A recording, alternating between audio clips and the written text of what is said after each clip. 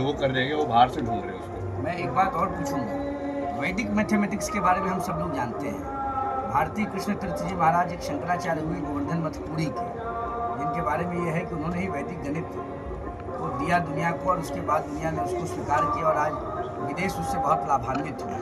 हमारे यहाँ रामायण में भगवान राम के बारे में चर्चा है कि जब लंका विजय करके वो लौटे अयोध्या और पुष्पक विमान पर लौटे, और फल है ना, लाइए भैया पूरा लाइए ना, पत्तल दे दीजिए, बाढ़ पे मत दीजिए, संत के हैं, लाइए। जब पुष्पक विमान से लौटे तो उस जमाने में द्वापर त्रेता काल में हमारे यहाँ पुष्पक विमान था, हवाई जहाज था, और बाद में कहा जाता है कि 18वीं 19वीं और 20वीं ईस्वी के बीच में राइट ब्रदर्स ने एरोप्लेन लाया। तो क्या आप इसको भी मानते हैं कि सनातन में बहुत पहले, भारत में बहुत पहले, आर्यावर्त में बहुत पहले हेलीकॉप्टर भी था, प्लेन भी था, वो जो आज भौतिकवादी चीज़ें दुनिया जिसका लाभ ले रही है और जिस पर पेटेंट अमेरिका, इंग्लैंड, रसा, चाइना जैसे बड़े देशों का है, उस पर असली पेटेंट भारत का बहुत पुरातन काल से है? क्योंकि आप साइंस के विद्यार्थी भी हैं। नहीं, आप एक चीज़ नहीं समझ रहे हैं ना जी। मान लो आपको टेलीपैथी करनी आती हो, आप फोन क्यों बनाओगे? समझे? बट आप टेक्नोलॉजी तो समझते हो फोन बनाने की, समझे ना आप? तो वो बोलते हैं कि तुमने फिजिकल प्लेन क्यों नहीं बनाया? अरे वो जो टेक्नोलॉजी है अब फिजिकल में वो नहीं करने की जरूरत होती है ना। बहुत बार टेक्नोलॉजी मुझे समझ में आ गई कि किसी से बात करना क्या होता है, मन में जो विचार आ रहे हैं उसके मैं कुछ दूसरे के विचार में सुन पा रहा हूँ कि नहीं सुन पा रहा हूँ, तो फिर मैं फ़ोन नंबर लेके फ्रिक्वेंसी डायल करके सीधा ही किसी से ही बात कर सकता हूँ ना।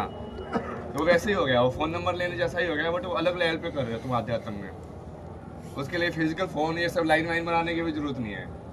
तो जब वो टेक्नोलॉजी हमारे पास थी तो वही तो है वो फ़ोन की टेक्नोलॉजी, वो बस फिजिकल पे उसको करके पहले क्रेडिट लेना चाहते हैं कि हमने फिजिकल में कर दिया, तुमने फिजिकल में क्यों नहीं किया। तो सिद्धांत के रूप में तो सब कुछ है अपने ज्ञान के अंदर, सारी चीज़ें। मैंने आप भी ये मानते हैं कि हिंदुस्तान, भारत, आर्यावर्त, हम जो हैं, हमने सब कुछ टेक्नोलॉजी हमने डेवलप किया, उसका लाभ विदेश ले गया? क्योंकि सारी टेक्नोलॉजी डेवलप ही अध्यात्म के बेस पे हो सकती है ना।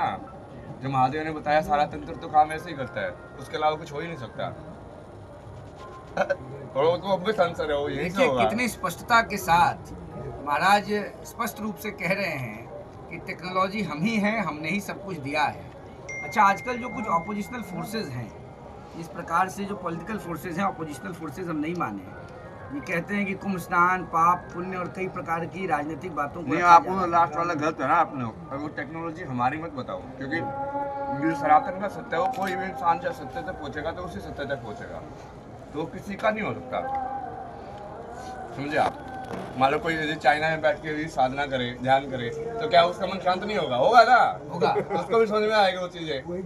तो ऐसा तो है नहीं कि वो ऋषि मतलब यहाँ पे ज्यादा कर सकता है। अध्यात्म आप सनातन को मान रहे हैं या पूरे विश्व को अध्यात्म मान रहे हैं? नहीं, एक ही सत्य है ना फिर वो। क्या जो सनातन सत्य है ना? हाँ। तो आप मानते हैं कि सनातन ही सत्य है? हाँ, नहीं, बट वो सनातन हमारा है ये नहीं हो सकता ना। सनातन सबका है, तभी वो सनातन है। तो ये तो मान ही रहे हैं कि हम सनातनी है, इसलिए हम कह रहे हैं कि हमारा। नहीं, उसमें क्या है ना कि बहुत सारी चीजें जैसे अलग अलग जगह पे भी काफी उन्होंने किया है काम, जैसे अफ्रीका के अंदर भी या फिर वही इजिप्शियन सिविलाइजेशन में भी काफी उन्होंने ना ये सिमेट्री वेट्री के ऊपर जो हमारे ऋषियों ने काम किया है। जी जी।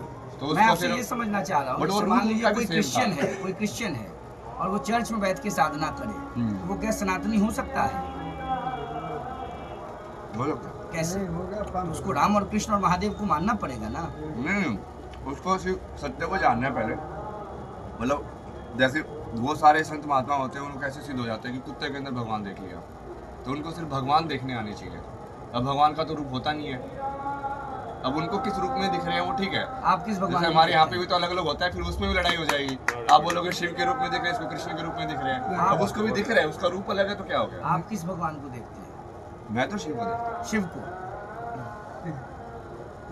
देखिए, घुमा फिरा करके जो बात का लबो लुबाब है वो यही है कि भगवान शंकर की साधना में आईआईटी बाबा मशगूल है, और आईआईटी बाबा भगवान शंकर में ही अपने आप को निहित मान रहे हैं। और उन्होंने ये भी इशारा किया कि चाइना में बैठा व्यक्ति भी अगर शिव की तलाश करे तो वही सनातन है और वही सनातनी है। लेकिन वो शिव शंकर ही है ना जो बुद्ध जो वहाँ पे फॉलो करते थे, जो शंकर मतलब शून्य है, वही बुद्धिज्म। चाइना में बहुत पार्ट तो मानते हैं ना उसको। भाई बुद्ध भी तो भारत से ही मानते हैं उसको। शिव का जो दूसरा नाम है शंकर, उसको मानते हैं, शून्य को मानते हैं। तो हम तो वही बोल रहे हैं ना, शून्य ही सत्य है। भारत का भविष्य आप किस रूप में देख रहे हैं? विश्व गुरु। विश्व गुरु कब तक? जाएगा ये। मैं चाहता हूँ ये महीने में डिक्लेयर हो जाए, इसलिए मैं चाहता हूँ सारी बड़े बड़े लोगों को बुला के डिबेट करा के फाइनल करो ना कि सत्य कौन सा है। बुला लो सब नोबेल लॉरेट को। बाबा कह रहे हैं कि जितने भारत लोग अपने विश्व आप को गुरु ज्ञानी बनने जा समझते रहा हैं, है और बहुत जल्दी एक बन संगम जाएगा। कर दो, एक मंथन करा दो कि सारी वर्ल्ड की नॉलेज में ऐसे हो ही ना कि हाँ वो आधे लोग अपना क्लेम कर रहे हैं, ये अपना क्लेम कर रहे हैं। ज्ञान तो एक ही होगा। कुछ फल और लाइए जल्दी। नहीं बस हो गया टाइम ना, और जाना है 3:30 का। अभी 3:26 है महाराज। 3:30 हो गया ना। हाँ ये नहीं और थोड़ा बहुत। नहीं बस खाया यही हम लोग के लिए पुण्य है। नहीं जबरदस्ती का नाम तैयार नहीं होता ना, मुझे अपना काम करना है ना। स्लाइस लेंगे नाम तो लाइव करना है, अभी चलिए, तो जगह छोड़ दीजिए। छोड़ो भाई। उस कमरे में क्या बात है? बिल्कुल लगाइएगा, उसमें कोई डिस्टर्बेंस नहीं करेगा। उसमें कोई डिस्टर्बेंस नहीं।